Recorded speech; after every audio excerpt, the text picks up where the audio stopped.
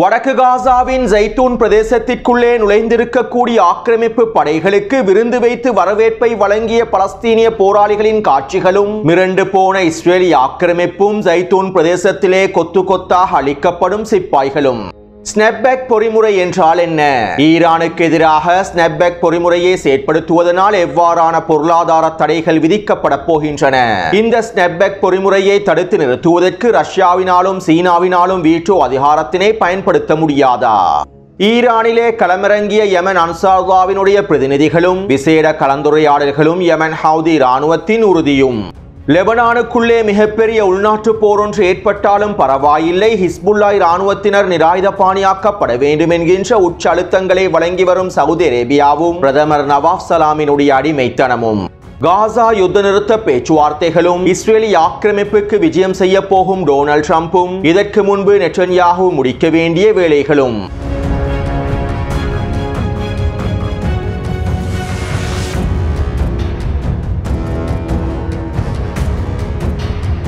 பிரித்தானியாவினுடைய வெளியுறவுத்துறை அமைச்சகத்தின் துணை செயலாளர் ஈரானுக்கு எதிரான மிரட்டல்களை வெளியிட்டிருந்தார். ஈரானினுடைய அணுசக்தி திட்டமானது சர்வதேசத்திற்கு மிகப்பெரிய அச்சுறுத்தலாகவே இருக்கின்றது.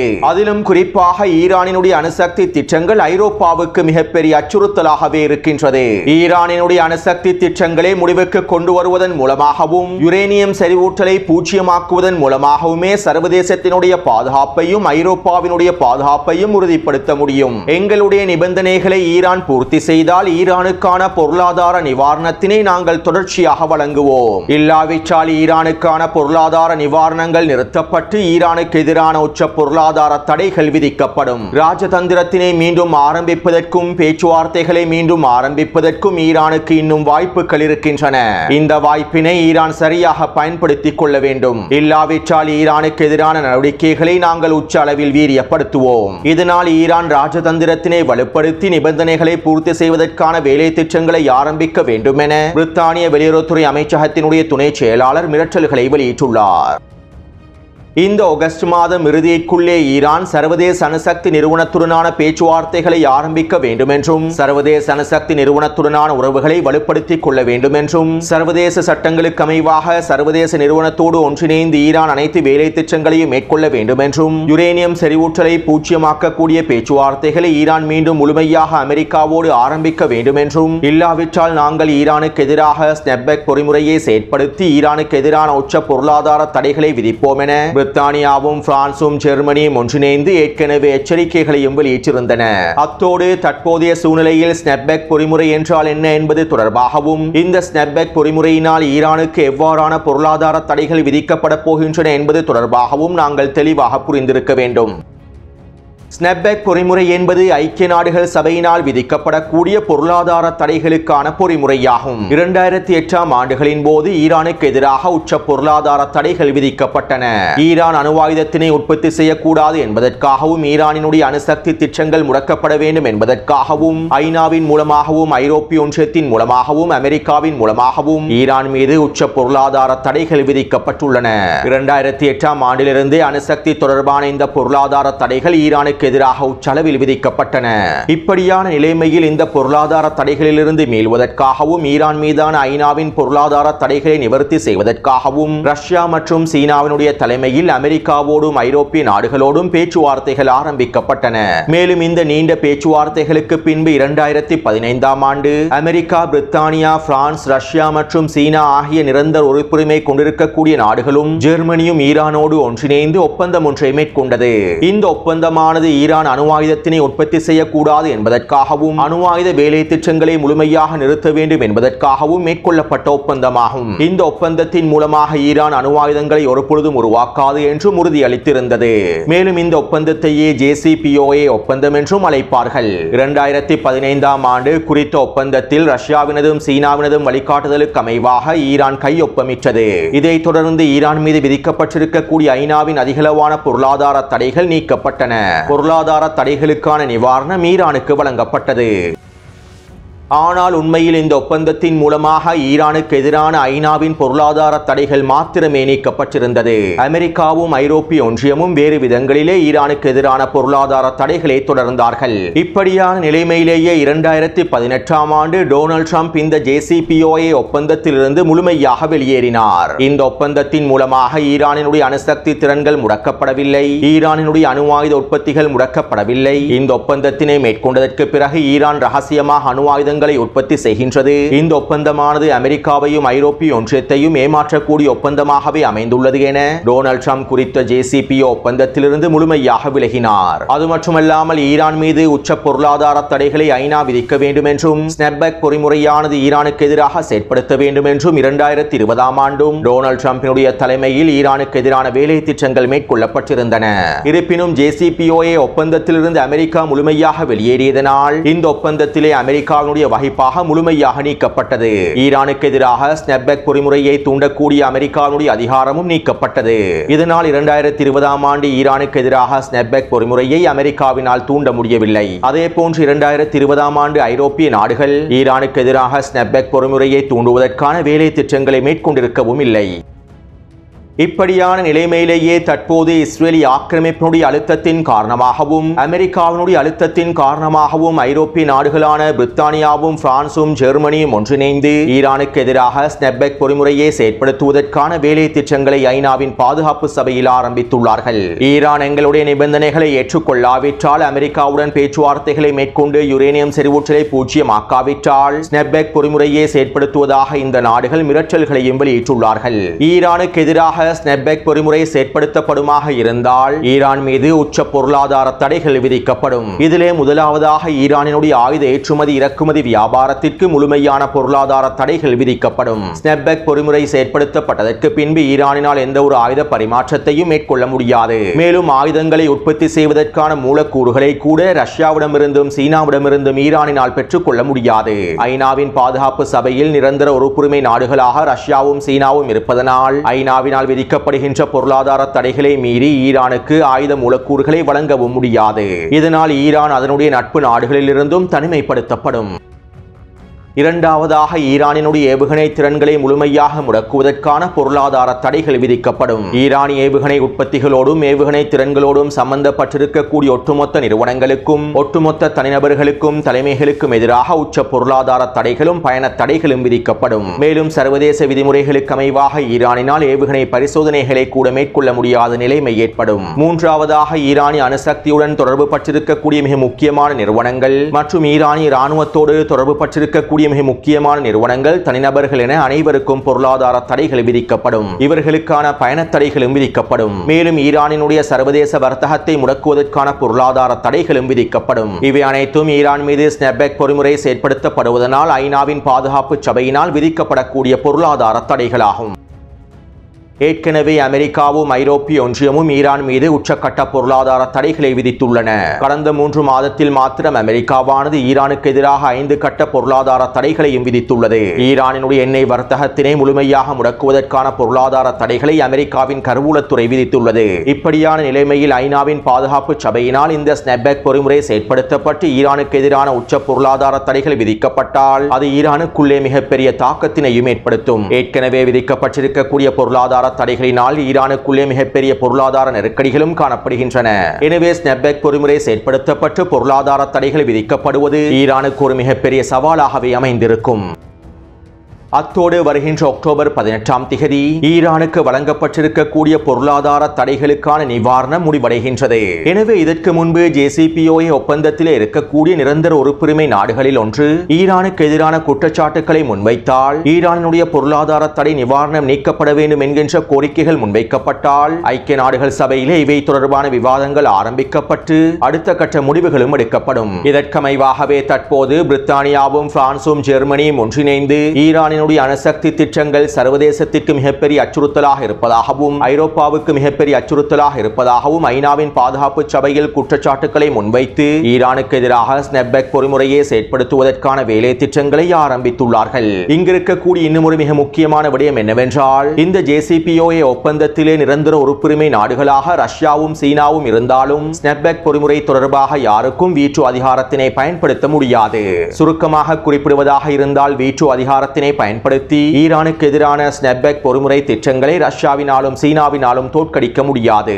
இருப்பினும் ஈரானுக்கு எதிரான குற்றச்சாட்டுக்கள் அர்த்தமற்றவை, ஆதாரமற்றவை என்பதனை நிரூபித்தால் ஐநாவின் பாதுகாப்பு சபையிலே ஈரானுக்கு எதிராக இந்த ஸ்னெப்பெக் பொறிமுறையானது செயற்படுத்தப்பட மாட்டாது. எனவே தற்போது இதற்கமைவாக ஈரானும் ரஷ்யாவும் சீனாவும் ஒன்றிணைந்து அடுத்த கட்ட வேலை திட்டங்களை ஆரம்பித்துள்ளார்கள். ஐநாவின் பாதுகாப்பு சபையிலே ஈரானுக்கு எதிராக முன்வைக்கப்பட போகும் குற்றச்சாட்டுக்கள் போலியான குற்றச்சாட்டுக்கள் என்றும், ஈரானினுடைய அணுசக்தி திட்டங்கள் சர்வதேசத்திற்கோ ஐரோப்பாவிற்கோ எந்தவிதமான அச்சுறுத்தல்கள் இல்லை என்றும் ரஷ்யாவும் சீனாவும் ஒன்றிணைந்து விசேட அறிக்கைகளையும் முன்மொழிவுகளையும் முன்வைக்கப் போகின்றார்கள். இதற்கமைவாக கடந்த 2 நாட்களாக ஈரானிய பிரதிநிதிகளும் ரஷ்யாவுடைய பிரதிநிதிகளும் சீனாவுடைய பிரதிநிதிகளும் ஒன்றிணைந்து கலந்துரையாடல்களை மேற்கொண்டு வருவதாகவும் ஈரானிய வெளியுறவுத்துறை அமைச்சகம் தெரிவித்துள்ளது.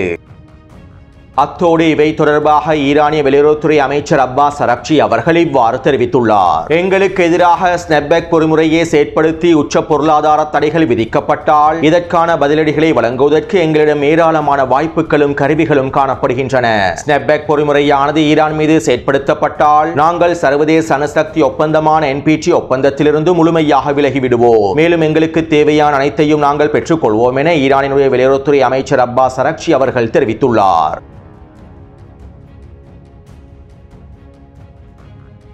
நாங்கள் ஆயுதங்களை கீழே வைக்கப் போவதில்லை, சரணடைய போவதில்லை. இதனால் ஏற்பட போகும் மிகப்பெரிய போருக்கு லெபனானிய அரசாங்கமே பொறுப்பேற்க வேண்டும் என ஹிஸ்புல்லாவுடைய பொதுச் செயலாளர் விசேட அறிக்கைகளை வெளியிட்டிருந்தார். இவை தொடர்பாக நேற்றைய காணொளியில் தெளிவாக குறிப்பிட்டிருந்தேன். மேலும் இதைத் தொடர்ந்து லெபனானினுடைய பிரதமர் நவாப் சலாம் ஊடகங்களிடம் இவ்வாறு தெரிவித்தார். ஹிஸ்புல்லா அதனுடைய அனைத்து ஆயுதங்களையும் லெபனானிய அரசாங்கத்திடம் ஒப்படைக்க வேண்டும். ஹிஸ்புல்லாவையும் ஏனைய ஆயுத குழுக்களையும் நிராயுதபாணியாக்குவதற்காக நாங்கள் எடுத்திருக்கக்கூடிய முடிவுகள் இருந்து ஒரு பொழுதும் பின்வாங்க போவதில்லை. லெபனானுக்குள்ளே இதற்கு பிறகு அரசு சாரா நிறுவனங்களின் எந்த ஒரு ஆயுதங்களும் அனுமதிக்கப்பட மாட்டாது. மேலும் லெபனான் மக்கள் தற்போதைய சூழ்நிலையில் ஒரு உள்நாட்டு போரை விரும்பவில்லை. லெபனானுக்குள்ளே மிகப்பெரிய உள்நாட்டு போர் ஏற்படுவதனை யாருமே விரும்பவில்லை. நாங்கள் ஹிஸ்புல்லாவினுடைய ஆயுதங்களை அமெரிக்காவிடமோ இஸ்ரேலிடமோ ஒப்படைக்குமாறு கோரவில்லை. ஹிஸ்புல்லாவின் ஆயுதங்களை லெபனான் ராணுவத்திடம் ஒப்படைக்குமாறுமே நாங்கள் முடிவுகளை எடுத்துள்ளோம் என பிரதமர் நவாப் சலாம் ஊடகங்களிடம் தெரிவித்துள்ளார். இதைத் தொடர்ந்து ஹிஸ்புல்லாவுடைய பாராளுமன்ற உறுப்பினர்களும் லெபனானுடைய அரசியல் இராணுவ ஆய்வாளர்களும் பிரதமர் நவாப் சலாமுக்கு எதிரான விமர்சனங்களை முன்வைத்திருந்தார்கள். ஹிஸ்புல்லாவை நிராயுதபாணியாக்கினால் லெபனானுடைய தெற்கு பிரதேசத்தினை இஸ்ரேலிய ஆக்கிரமிப்பு கைப்பற்றிக் கொள்ளும். ஹிஸ்புல்லாவை நிராயுதபாணியாக்குவது லெபனானை பலவீனப்படுத்திவிடும். இஸ்ரேலிய ஆக்கிரமிப்பை சமாளிக்கக்கூடிய எந்த ஒரு திறன்களும் லெபனானிய இராணுவத்திடம் இல்லை. மேலும் லெபனானிய இராணுவ சிப்பாய்களினால் ஆக்கிரமிப்புக்கு எதிராக போராடவும் முடியாது. லெபனானை சிதைத்து லெபனானை பலவீனப்படுத்தி தங்களுடைய கட்டுப்பாட்டுக்கு கீழால் கொண்டு வருவதற்காக அமெரிக்காவும் இஸ்ரேலிய ஆக்கிரமிப்பும் காய்களை நகர்த்துகின்றது. இஸ்ரேலுடனான உறவுகளை வளர்த்துக் கொள்வதற்காகவே இந்த திட்டங்கள் மேற்கொள்ளப்படுகின்றன. இஸ்ரேலிய ஆக்கிரமிப்போடு உறவுகளை வளர்த்துக் கொள்வது மிகப்பெரிய அவமானமாகும். எங்களுக்கு ஒரு பொழுதும் அடிமையாக வாழ முடியாது. பிரதமர் நவாப் சலாம் வேண்டுமானால் அடிமையாக வாழ விரும்பலாம். எங்களுக்கு ஒரு பொழுதும் அடிமையாக வாழ முடியாது. ஜியோனிசத்தினுடைய ஆதிக்கத்தை பிரதமர் நவாப் சலாம் இன்னும் சரியாக புரிந்து கொள்ளவில்லை. ஒரு மிகப்பெரிய வரலாற்று தவறை செய்வதற்காகவே பிரதமர் நவாப் சலாம் முயற்சி செய்து வருகின்றார் என அவருக்கு எதிரான விமர்சனங்களை ஹிஸ்புல்லாவுடைய பாராளுமன்ற உறுப்பினர்கள் வெளியிட்டிருந்தார்கள். அத்தோடு லெபனானுக்குள்ளே ஒரு மிகப்பெரிய உள்நாட்டு போர் ஏற்பட்டாலும் பரவாயில்லை, ஹிஸ்புல்லா இராணுவத்தினை நிராயுதபாணியாக்குவதற்கான முடிவுகளை லெபனான் அரசாங்கம் நடைமுறைப்படுத்த வேண்டும் என்றும், ஹிஸ்புல்லாவுடைய ஆயுதங்கள் முழுமையாக கைப்பற்றப்பட வேண்டும் என்றும், இதற்கு முழுமையான அனைத்து விதமான ஆதரவுகளையும் சவுதி அரேபியாவுடைய தலைமைகள் வழங்குவதற்கு தயாராக இருப்பதாகவும் அரபு லீக்கினுடைய வட்டாரங்களில் இருந்து தகவல்கள் கசிவடைந்திருப்பதாக அல் அக்பர் ஊடகம் செய்திகளை வெளியிட்டுள்ளது. ஆனால் அமெரிக்காவினதும் இஸ்ரேலிய ஆக்கிரமிப்பினதும் அடிமை சவுதி அரேபியாவினதும் இந்த வேலை திட்டங்களும் சூழ்ச்சி திட்டங்களும் நிச்சயமாக அவர்களுக்கே மிகப்பெரிய வினையாக மாறப் போகின்றது. ஹிஸ்புல்லாவை நிராயுதபாணியாக்குவதற்காக இவர்கள் மேற்கொள்ளக்கூடிய இராணுவ நடவடிக்கைகள் இவர்களுக்கே மிகப்பெரிய வினையாக மாறி பேரிழப்பை ஏற்படுத்தப் போகின்றது என்பதே யதார்த்தமான உண்மையாகும். அடுத்து யமன் ஹவுதிகளுக்கு எதிராக மிகப்பெரிய தரைவழி தாக்குதல் ஒன்றை மேற்கொள்வதற்காக சவுதி அரேபியாவினுடைய கூலிப்படைகளும் அமீரகத்தினுடைய கூலிப்படைகளும் அடுத்த கட்ட வேலை திட்டங்களை மேற்கொண்டு வருகின்றார்கள். இப்படியான நிலைமையில் யமன் அன்சாருல்லாவினுடைய பிரதிநிதிகளும் சில முக்கியமான தலைவர்களும் ஈரானுக்கு விஜயம் செய்து ஈரானிய உச்ச தலைவருடைய மூத்த ஆலோசகர் அலி அக்பர் வெலையாத்தி அவர்களை சந்தித்து விசேட கலந்துரையாடல்களை மேற்கொண்டுள்ளார்கள். இதன்போது யமன் ஹவுதிகளுக்கு எதிரான தரைவழி தாக்குதல்களை முழுமையாக தடுத்து நிறுத்துவதற்கும் அதற்கான உச்ச பதிலடிகளை வழங்குவதற்கும் பலஸ்தீனிய போர்முனைக்கு ஆதரவான எதிர்ப்பச்சை தொடருவதற்கும் இஸ்ரேலி ஆக்கிரமிப்புக்கு எதிரான அடுத்த கட்ட நடவடிக்கைகளை மேற்கொள்வதற்கும் நாங்கள் முழுமையாக தயாராக இருப்பதாக யமன் அன்சாருல்லாவினுடைய பிரதிநிதிகள் தெரிவித்துள்ளார்கள்.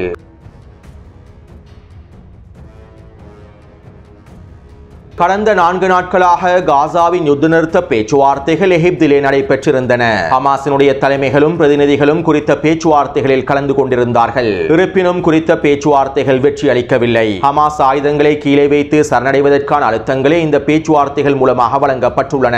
இதனால் ஹமாஸினுடைய பிரதிநிதிகள் எகிப்திலிருந்து வெளியேறியுள்ளார்கள். அத்தோடு காசாவிலே இராணுவ நடவடிக்கைகளை துரிதப்படுத்துமாறும் காசாவிலே ஹமாஸினுடைய கதையை அவசரமாக முடிக்குமாறும் வடக்கு காசா சிட்டியை முழுமையாக கைப்பற்றி ஹமாஸுக்கு உச்சழுத்தங்களை வழங்கி அனைத்து பணைய கைதிகளையும் மீட்டெடுத்து ஹமாஸை நிராயுதபாணியாக்குவதற்கான வேலைகளை அவசரமாக முடிக்குமாறும் டொனால்ட் ட்ரம்ப் நெட்டன்யாஹுவுக்கு தெரிவித்திருப்பதாக இஸ்ரேலிய ஆக்கிரமிப்பு ஊடகங்களும் அமெரிக்க ஊடகங்களும் செய்திகளை வெளியிட்டுள்ளன.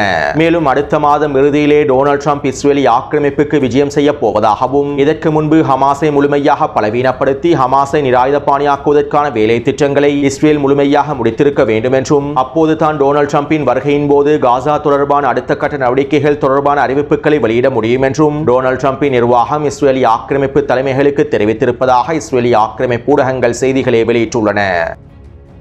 அடுத்து இஸ்ரேலிய ஆக்கிரமிப்பு வடக்கு காசாவினுடைய தெற்கு பிரதேசமான ஜைத்தூன் பிரதேசத்திலே தரைவழி தாக்குதல்களை ஆரம்பித்திருந்தது. ஜைத்தூன் பிரதேசத்திலே தரைவழி தாக்குதல்களை இஸ்ரேலிய ஆக்கிரமிப்பு தற்போது ஆரம்பிப்பதற்கான காரணங்களை நேற்றைய காணொலியில் குறிப்பிட்டிருந்தேன். மேலும் ஜைத்தூன் பிரதேசத்திற்குள்ளே நுழைந்திருக்கக்கூடிய ஆக்கிரமிப்பு படைகளை வரவேற்கும் நோக்கத்தோடு பலஸ்தீனிய போராளிகள் அதிரடியான விருந்துகளை வழங்கியிருந்தார்கள். மேலும் இந்த விருந்துகள் தொடர்பான காணொலிகளையும் பலஸ்தீனிய போராளிகள் வெளியிட்டிருந்தார்கள். இந்த காணொலிகளை டெலிகிராம் சேனலிலே பதிவிட்டுள்ளேன். மேலும் பலஸ்தீனிய போராளிகளினால் வெளியிடப்பட்ட காணொலிகளை தொடர்ந்து இஸ்ரேலிய ஆக்கிரமிப்பு இராணுவ ஆய்வாளர் அவி இஷ்சரோஃப் இவ்வாறு தெரிவித்துள்ளார். 3 மாதங்களுக்கு முன்பு கிடியோன் சாரியோட்ஸ் தாக்குதல்கள் ஆரம்பிக்கப்பட்ட சந்தர்ப்பத்தில் இந்த கிடியோன் சாரியோட்ஸ் தாக்குதல்களினால் ஹமாஸ் முழுமையாக பலவீனப்படுத்தப்படும் என்றும் வடக்கு காசாவிலும் கான் யூனிஸ் பிரதேசத்திலும் ஹமாஸ் முழுமையாக பலவீனப்படுத்தப்பட்டு முடிவுக்கு கொண்டு வரப்படும் என்றும் நெட்டன்யாஹுவும் பாதுகாப்பு அமைச்சரும் தெரிவித்திருந்தார்கள். ஆனால் கிடியோன் சாரியோட்ஸ் தாக்குதல்கள் இஸ்ரேலிய இராணுவத்திற்கு மிகப்பெரிய இழப்புகளை ஏற்படுத்தியிருந்தது. இப்படியான நிலைமையிலேயே காசா சிட்டி பிரதேசத்தினை கைப்பற்றுவதற்காக ஜெய்தூன் பிரதேசத்திலும் இஸ்ரேலிய இராணுவம் களமிறங்கியுள்ளது. அது மட்டுமல்லாமல் எங்களுடைய இஸ்ரேலிய இராணுவம் களமிறங்கி 24 மணித்தியாலங்களுக்குள்ளேயே மிகப்பெரிய இழப்புகளையும் சந்தித்துள்ளது. ஆனால் இந்த இழப்புகளை இஸ்ரேலிய இராணுவம் மூடி மறைத்து விட்டது. இருப்பினும் ஹமாஸினுடைய காணொலிகள் மூலமாக இந்த இழப்புகள் உறுதி செய்யப்பட்டுள்ளன. 22 மாதங்களுக்கு பிறகும் ஹமாஸ் பலவீனமாக இல்லை என்பது இதற்கு மிகப்பெரிய சான்றாகும். இதனால் தான் இராணுவ தலைமை அதிகாரி எல் ஜமீர் இந்த திட்டத்தினை மறுத்திருந்தார். இருப்பினும் நெட்டன்யாஹுவின் அழுத்தத்தினால் அவரும் ஒப்புக்கொண்டு விட்டார். இறுதியில் வடக்கு காசாவிலே எங்களுடைய இராணுவம் மிகப்பெரிய இழப்புகளையே சந்திக்கப் போகின்றது என்பது உறுதி செய்யப்பட்டுவிட்டது என இராணுவ ஆய்வாளர் அவி இஷ்சரோஃப் அவர்கள் தெரிவித்துள்ளார். அத்தோடு ஜெய்தூன் பிரதேசத்திலே களமிறங்கி இருக்கக்கூடிய ஆக்கிரமிப்பு படைகளுக்கு பலஸ்தீனிய போராளிகள் தொடர்ச்சியான விருந்துபசாரங்களை வழங்கி வருகின்றார்கள். இதற்கமைவாக அல்-அக்ஸா படையினர் ஜெய்தூன் கிழக்கு பிரதேசத்தில் ஒரு சிக்கலான தாக்குதல் ஒன்றை மேற்கொண்டுள்ளார்கள். குறித்த பிரதேசத்திலே வீடொன்றிற்குள் பொறியொன்றினை வைத்துள்ளார்கள். மேலும் குறித்த பகுதியினூடாக வருகை தந்த 10க்கும் அதிகமான ஆக்கிரமிப்பு சிப்பாய்களை குறித்த வீட்டை நோக்கி நகர்த்தியுள்ளார்கள். இந்த சிப்பாய்கள் குறித்த வீட்டிற்குள்ளே பதுங்கியதும் குறித்த பொறியானது வெடிக்கச் செய்யப்பட்டு அவர்கள் மொத்தமாக அழிக்கப்பட்டுள்ளார்கள். அதே போன்று அல் குதுஸ் படையினரும் அபு அலி முஸ்தபா படையினரும் ஒன்றிணைந்து ஜெய்தூன் கிழக்கு பிரதேசத்திலே ஸ்னைப்பர் தாக்குதல் மூலமாக 2 சிப்பாய்களை அளித்துள்ளார்கள். மேலும் குறித்த பிரதேசத்தினூடாக நுழைந்த 2 ட்ரூப்ஸ் கேரியர் வாகனங்களையும் 2 புல்டோசர் வண்டிகளையும் சக்தி வாய்ந்த ஜில்சல் வெடிகுண்டுகளையும் ஷவாஸ் வெடிகுண்டுகளையும் பயன்படுத்தி கொத்தாக தட்டி தூக்கியுள்ளார்கள். மேலும் இந்த போர் வாகனங்களோடு வருகை தந்த சிப்பாய்களை இலக்கு வைத்தும் தாக்குதல்களை மேற்கொண்டுள்ளார்கள். அதே போன்று ஜெய்தூனின் தெற்கு பிரதேசத்திலே முஜாஹிதீன் படையினர் 2 மெர்காவா போர்த்தாங்கி வாகனங்களை சாயிர் வெடிகுண்டை பயன்படுத்தி வெடிக்கச் செய்துள்ளார்கள். எனவே கடந்த 24 மணித்தியாலங்களுக்குள் கிடைக்கப்பெற்றிருக்கக்கூடிய தகவல்களுக்கு அமைவாக 2 மெர்காவா போர்த்தாங்கி வாகனங்களும் 2 ட்ரூப்ஸ் கேரியர் வாகனங்களும் 2 புல்டோசர் வண்டிகளும் அளிக்கப்பட்டுள்ளன. மேலும் 30க்கும் அதிகமான சிப்பாய்களும் அளிக்கப்பட்டுள்ளார்கள். எனவே இந்த காணொளி தொடர்பான கருத்துக்களை பதிவிடுங்கள். தொடர்ந்து என்னுடன் இணைந்திருங்கள். நன்றி, வணக்கம்.